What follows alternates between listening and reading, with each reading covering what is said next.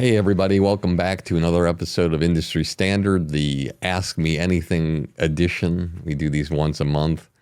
I never did them before, but they seem to be something that means something to all of you, and I'm very, very grateful that you like them. And what happens is I get a bunch of questions. There's a bunch of them on these cards, and I just randomly select one, and I don't know what the questions are, and I haven't gone over them. I haven't briefed myself. I haven't taken notes and putting stuff together of how to answer them. I always like to be an instinct person and just go with what's on my mind, and that's what I'm going to do here. And so I hope you enjoy this episode as much as the other ones. If you need to reach me, you can do so at Barry Katz on Instagram or Twitter, or as they say, X. Or you can go on my website at barrykatz.com, or you can stay here and subscribe to this podcast on the YouTube channel here. And I'd love to have you watch a bunch of stuff here. It's very inspirational. A lot of these people who I've interviewed have a lot of great things to say, and I'm hoping that they help you avoid the same kind of mistakes that maybe I made, other artists made. And so without further ado, let's get started. First question from Marcus in El Cajon, California. Do you believe that the goal of everyone that wants to be a stand-up comedian should be to sell tickets and get on the road? That's a great question. Being a stand-up comedian means a lot of different things, and I don't exactly know what your goal is, but when you become a stand-up comedian, you find that there's a lot of things that are happening that you don't really realize that can happen or will happen or that you want to happen or that you have the power to make happen. Throughout my career, there's been a lot of comedians who were extraordinary stand-up comedians, and that's all they cared about. Bill Hicks is probably the person that comes to mind if I had to name one person who I spent time with in New York City and booking and hanging out with. It seemed like all he cared about is being the best stand-up comedian there could be, and the most innovative and unique, and he was really proud of that. And throughout my career, there's been a lot of people who just do stand-up. And if stand-up is your only goal, then there's several different plateaus that you want to figure out. And I hope that I get these all in order the way I think they should be. But your first goal is to just get on stage. Get on stage in an open mic night, do something that, write 5 minutes, get on there, do it. The first thing is just getting up there and doing it. Next step would be, and the next goal would be, okay, how do I work and perform at as many places as I possibly can, working through this first 5 minutes that I'm working on to try to get it to be the way I need it to be. And then the next step is just getting your material honed so that 5 is strong, and then you can add another 5 to it. And different levels would be adding another 5 and another 5 of the strongest material you can that equals the first material. So you're building your act. Then when you do that, your next goal probably would be to pass at the best comedy club in your town, to be in a situation where you're a regular, they count on you to do spots, or else be a person who does the bullet spot, which some clubs do, some don't do, which is the 5-minute spot or 3-minute spot to bring on the host. Or if they don't have that, your next goal would be to host shows at the best comedy club there. And then your next goal after that would be to feature at that club and great clubs like it. Your next goal might be to as you're featuring to get gigs outside of your area. So maybe you ask some clubs in a certain pocket area. Maybe you're from Baltimore or Maryland, and maybe you want to feature in D.C. or in New York area or Ohio or wherever it is, Las Vegas. And then the next step is building your material so you have at least 45 minutes to an hour to where you can headline a show. And your goal would be to get your next and first headlining gig. Doesn't matter if it's a one-nighter in Poughkeepsie or what if it's a hell gig. It doesn't make any difference. You're a headliner. You've done it, and now your goal is to get more of those in the shitty rooms. And then the goal next, as a stand-up comic, is to become a headliner in the best places. And so, in terms of the goal of a stand-up comic, that's how it goes. In the goal of getting where you want to go faster, presuming that your premises and your punchlines are extraordinary, would be through building up your social media. And obviously those are numbers goals and engagement goals and viral goals. And those will help you sell tickets around your area and beyond. And then the goal obviously would be to get on television. Your first goal might be to get a 5-minute spot on a late night show. But if they aren't offering that right away, there might be other shows that aren't late night shows that showcase young comedians. And then you get that late night show. And then that late night show, presuming you do incredibly well, helps you get noticed, helps you sell more tickets, and helps the network and streamers identify you as somebody to look at. And if you're doing the right stuff, they will. And then, of course, your next goal is to do an hour special. And then once you do that, you're going to sell tickets, you're going to sell merch after your shows, and you're going to do really well, presuming you just want to be a stand-up comedian. But if you want to accelerate things more, you utilize all the cylinders in your engine, which are podcasting, writing books, doing a television series, doing films. You could be doing guest spots on television shows so people recognize you. Collaborating with different comedians on internet series. There's so many different things to do. But at the end of the day, it all comes out at the end to how strong your premises are and how strong your punchlines are and how hard your laughs are and how many you have per minute. It's really, really important. You can't change the fact that the people you see who you believe are the greatest comedians of all time, there's a reason why you believe that. It's because they surprise you with their concepts and they surprise you with their laughs where you're not expecting it. And I think that's really, really important. I remember, I don't know, maybe it was 5 years ago, I saw Jeffrey Ross after the holidays.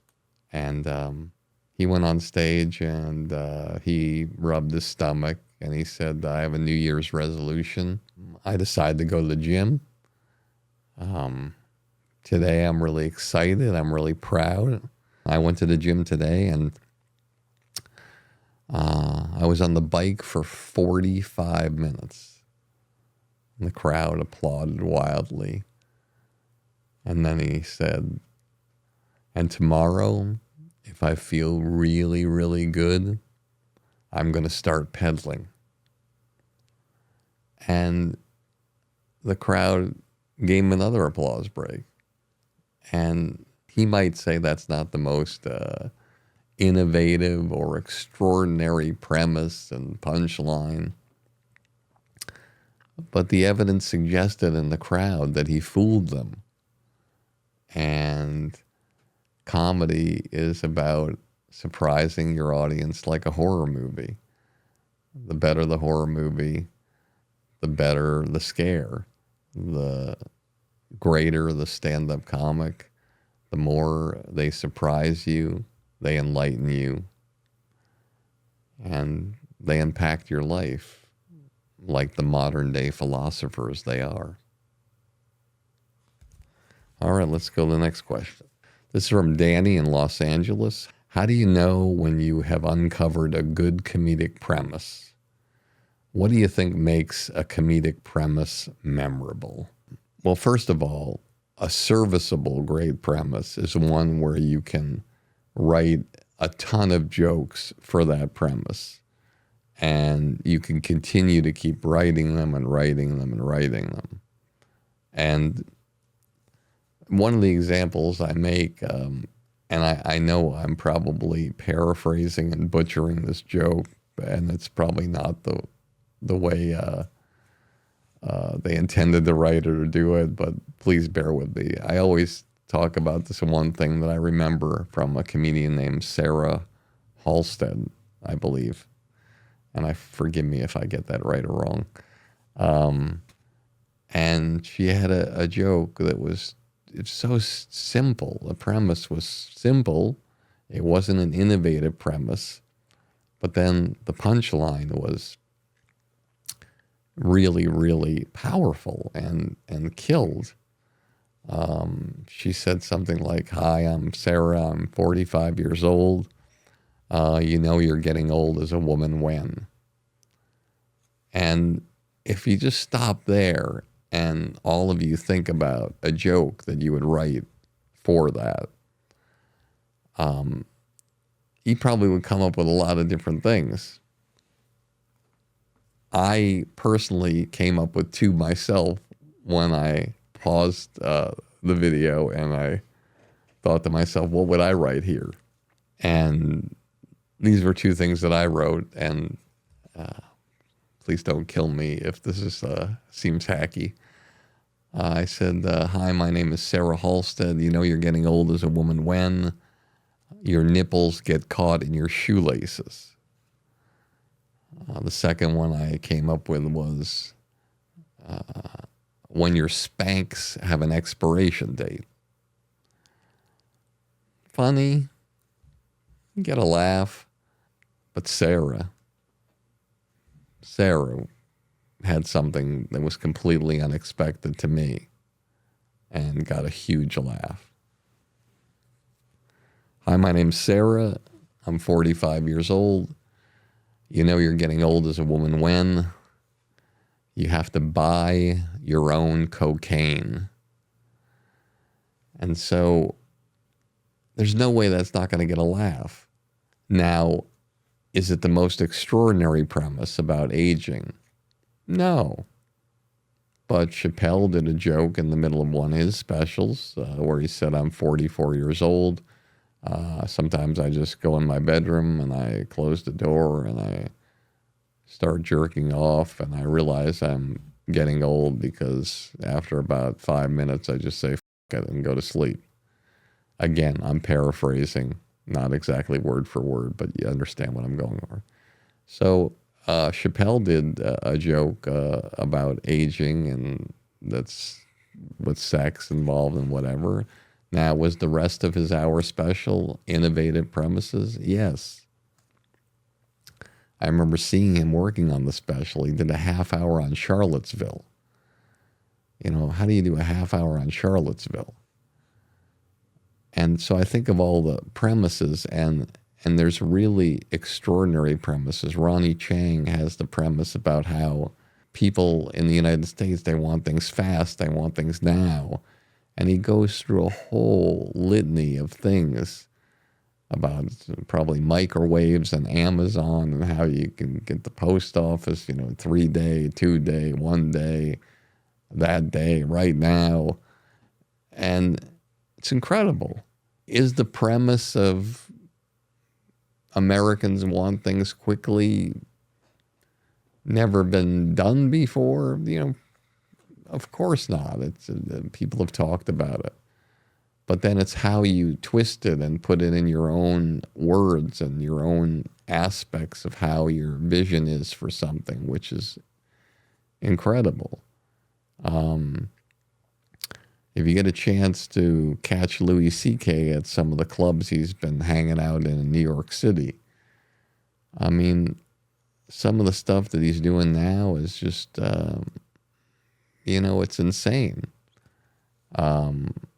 And I was just there. I watched Attell. I went to the Comedy Cellar at 1 o'clock in the morning. It's sold out on a Monday.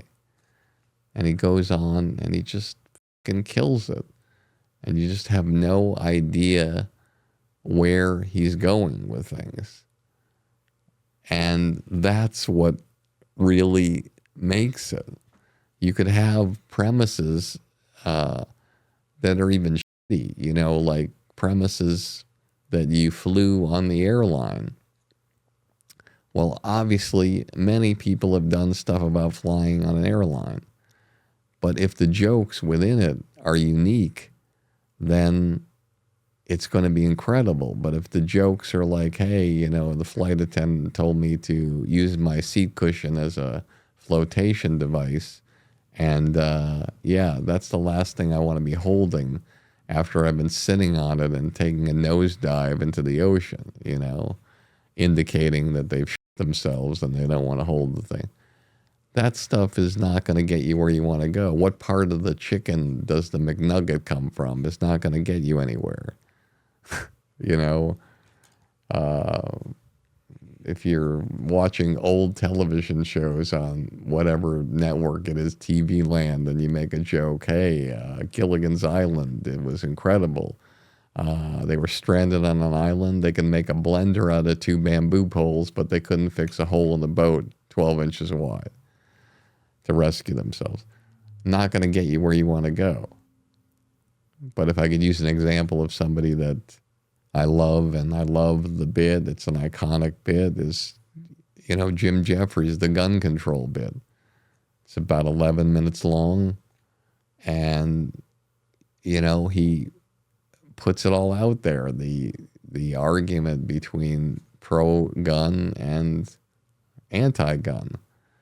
And it's incredible. I don't think anybody could do that bit but him. Or Chris Rock, where he does the routine, the famous 10-minute routine, black people and N-words.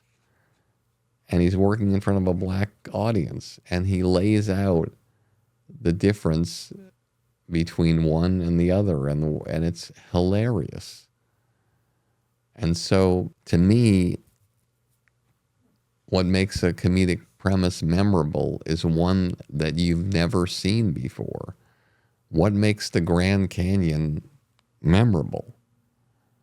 The Grand Canyon is memorable because you've never seen anything like it before. What makes the pyramids memorable? You've never seen anything like it before. Niagara Falls. So if you think of your premises and your punchlines like tourist sites, think of the most visited ones in the world: Iguazu Falls, the Eiffel Tower, the Empire State Building. Why do we go visit these things? Why do we want to see them? Why do we take pictures of them? Because they're the most original, unique, visual things in the world that we've ever seen. So think of your comedy as the most unique and original things that anyone would want to go see or hear.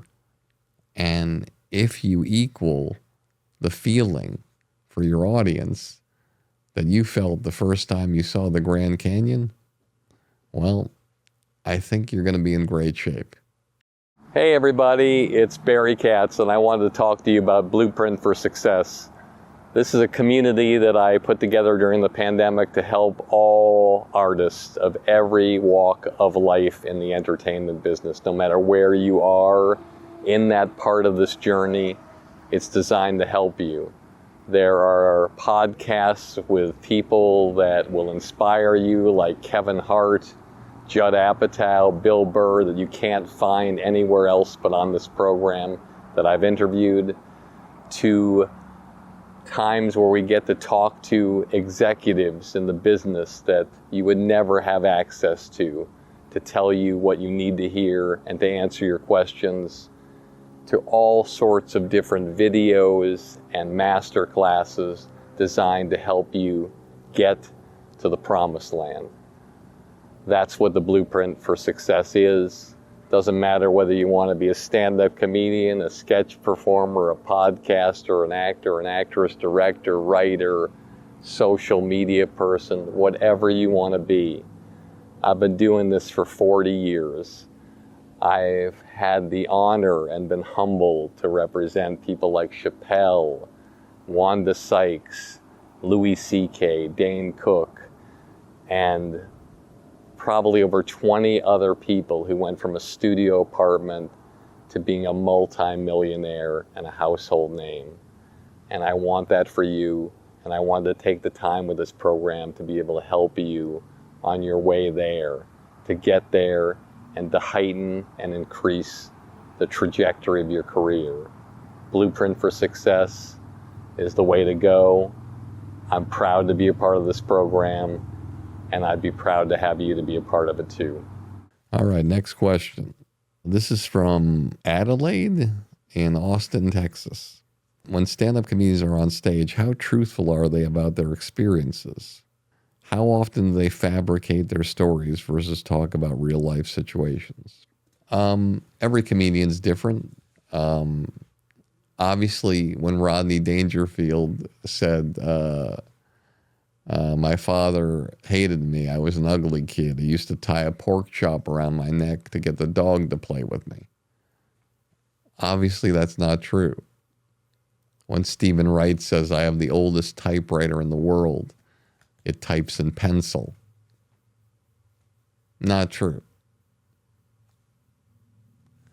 When George Carlin talks about the 7 dirty words that you can't say on television, at the time, true. And he gave his spin on it. I was watching Andrew Santino last night do a tremendous set, along with Ali Wong and Brad Williams.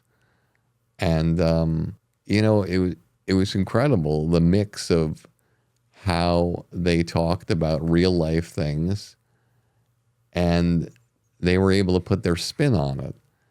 So at times when I was watching Ali and I was laughing out loud as well as Andrew and Brad, it's like they're telling themes of the truth, but they put their spin on it to where you're like, wow, is this believable? And it is. And how they feel about it is incredible. And I think the truth is what really is exciting when you hear them talk about each of their point of views, and they're so different. As well as Bobby Lee was on too. It's like his spin on the world.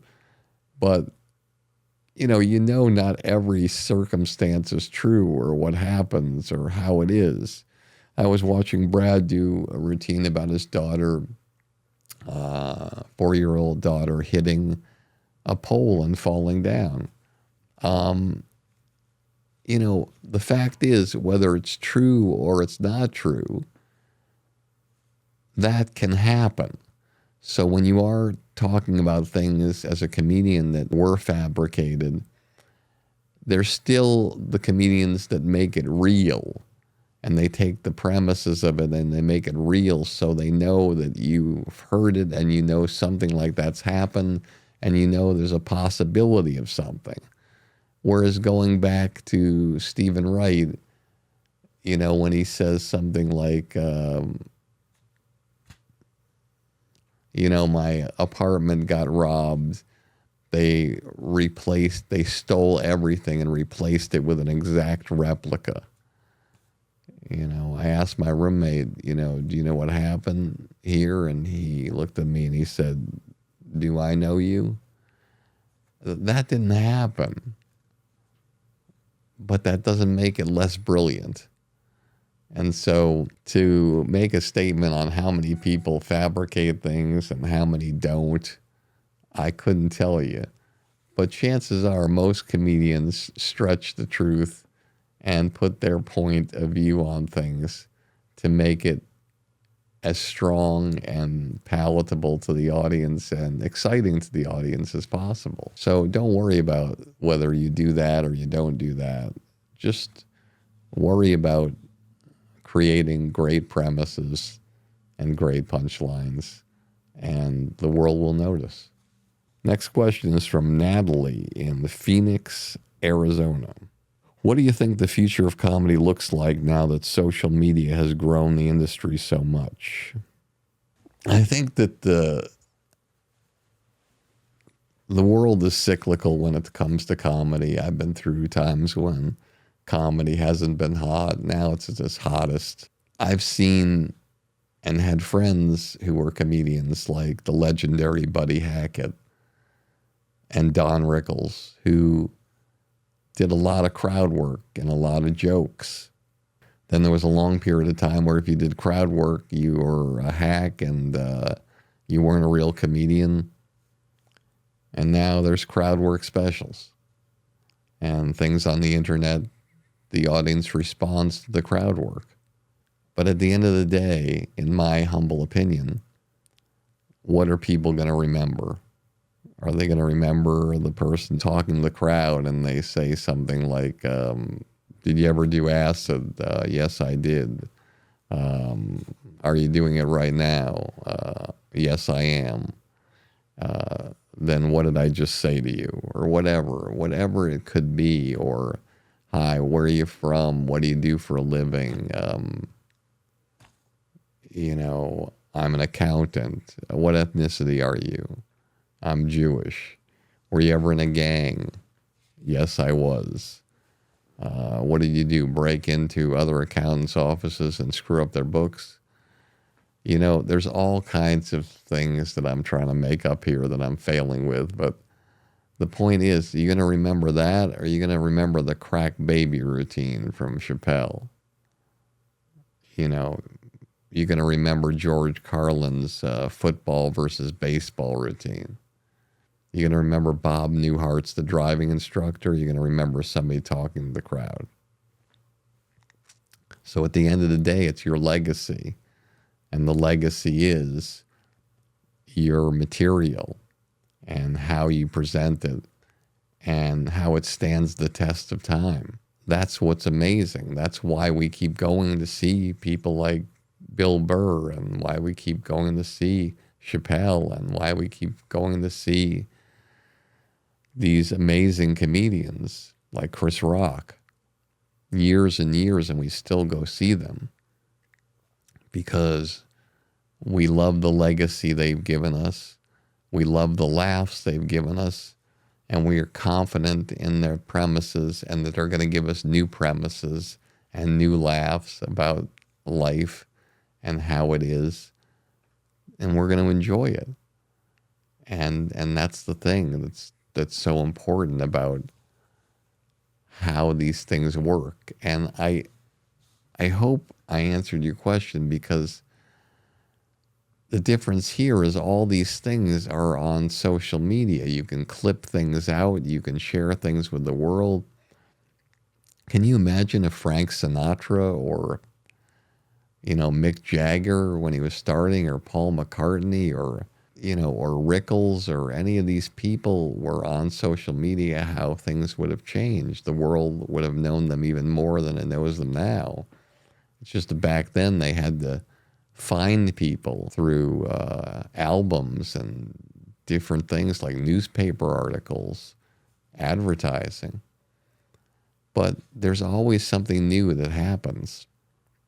And there's always new ways of doing things and new ways of providing comedy in a different way. But I think what social media has done, and I think I've shared this before, is that when Rupert Murdoch started, he had to go to different countries and negotiate and pay money to put satellites on top of mountains so that he could distribute content across the world. And now anybody in the world has a phone, and anybody in the world can make a difference. The thing that I should qualify by saying is that every comedy club owner knows this, every venue knows this. There's many people who are internet stars who aren't trained stand-up comedians. And they'll go to a club and they'll put a show on at a club. But then after the show, rarely will they get repeat business. And they'll just fade away and they'll just keep doing their YouTube stuff or their internet stuff and their different platforms. Because the audience knows, the audience is smart, and they want to get their money's worth. They want to go to a live venue and feel like they're getting something that they can take with them that's been inspirational and impactful. And I think the internet has been really great for stand-up comedy and is really wonderful for helping drive things forward. It's also very good in stand-up circles of figuring out how to weed out the people who aren't doing the right thing on stage. And they might get it together for one or two appearances in a city. But after that, you have to be prolific, like the artist I mentioned, or else you have no hope of keeping those fans and getting them coming back and paying that kind of money for you. Next question from Marley in New York City. What's the most fulfilling part of being a manager? This is a good one. And for me, I mean, it might be different for other people. I just was backstage at the Comedy Store. I saw an old dear friend, Dave Rath, who's a manager who grew up probably a mile from where I grew up. And I don't know what's fulfilling for him. There's no management college. But what's always been fulfilling for me is meeting somebody who has that checklist of things they want to accomplish in their life, their bucket list in entertainment, and where I, with my talent, and them with their talent, can get together and like achieve this amazing thing where we work together and we accomplish extraordinary things together. It's so great to help artists get what they want. It's so great to start from nothing and then see so many extraordinary things happen. And I've always loved being of service, and I've always loved wanting to help people and to let people know that everything's going to be okay, and put your head down, work harder, work smarter, and help them crack the door open. And my job as a manager is just to crack the door open, and their job is to kick the fucking door in. And I'm honored and humbled to know that so many of the artists that I work with have done that. That's all I want. I want people to win. I want to help people. And that's why I do this podcast. I don't have to do this podcast. If you knew how many people in the industry told me, never do this. It's going to crush you. It's going to hurt you. It's bad for you. And I didn't care what they said, because I just want to do something that makes a difference. And if you knew how crazy it is, how many people come up to me every night and tell me that they spend time listening and watching these videos, it just means the world to me, because I know I'm giving them a secret advantage that most people didn't have. That's why I do the blueprint, is because I want comedians to be able to have access to me, but I don't have a lot of time. So I want to be able to do a group call one night a week and help a bunch of people. I want to be able to put some content up in the blueprint community that can help people. I want to be able to have different tiers so they can get different access to me in my spare time. Why not? And there's over 1,000 people in that community, and it's really exciting. When I go out to the comedy clubs, it's just great. It's great to meet people, be around people, make a difference. And, what else is there? If you can do something that can help somebody succeed, and that thing is laughter that helps millions and millions of people have better lives and feel happy and enjoy themselves like in a way that's original and unique and special. I don't think there's anything like it in the world, and I'm grateful to be in this business. Last question. This is from Emmy in Davenport, Iowa. Do you believe that the best stand-up comedian of all time is undiscovered? If so, what are they up to? Are they working as a janitor and don't know they'd be great? Are they working somewhere else in entertainment? Or maybe they're just too insecure to go out and try it. That's fun. That's a fun question. I like to think of myself as somebody who's clairvoyant, but I don't think I'm that clairvoyant to know. We all know who the greatest comedians are of all time, and even if we have an argument about it, I think if we polled the world or this country, I think you'd have a list of people, and if you average them all out, I think we all know who the people would be in the top 5 or 10 of all time. I have my thoughts that I like. You have your thoughts. Everybody has a type of comedy they like. Some people like political comedy, like Bill Maher. Some people like dialogue humor, where you tell a story with people who are in the story, like Bob Newhart or Ellen when she does the Conversations with God. Some people like socioeconomic and comedy about race. Sam Jay, Who Will Win the Race War? Dave Chappelle and Chris Rock. Some people like more mainstream comedy that's appealing to everybody, like Jim Gaffigan. Some people like a little crazy and out there, like Bobby Lee. There's all different things. And so who knows who the next great comedian will be and where they are. But I will say this, for those of you who are out there and you know that you have something inside you that could go on stage and make a difference and make an impact. You know you have a short film in you, or a television pilot, or a feature film. You know you have a podcast in you that's original and unique. Whatever it is, even if you're a musical artist or a magician, the